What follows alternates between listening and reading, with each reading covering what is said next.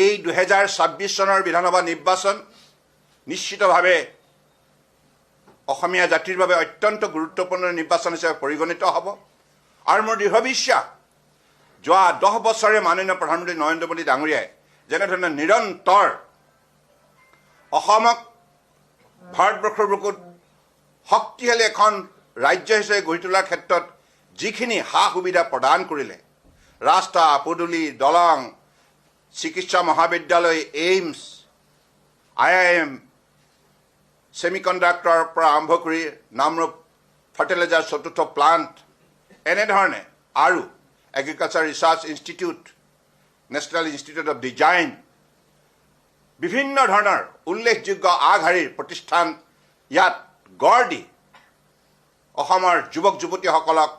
ভাৰতবৰ্ষৰ বিশ্বৰ যিকোনো প্ৰান্ততে ফেৰ মাৰিব পৰাকৈ আধুনিক ধ্যান ধাৰণাৰে শিক্ষিত কৰাৰ যিটো পদক্ষেপ গ্ৰহণ কৰিলে তাৰ ফলত আজি অসমে ভাৰতবৰ্ষৰ ভিতৰত আটাইতকৈ শক্তিশালী ৰাজ্য হিচাপে নিজক প্ৰতিষ্ঠা কৰাৰ বাবে আত্মবিশ্বাসে আজি উন্নয়নৰ যাত্ৰাত অগ্ৰসৰ হৈছে।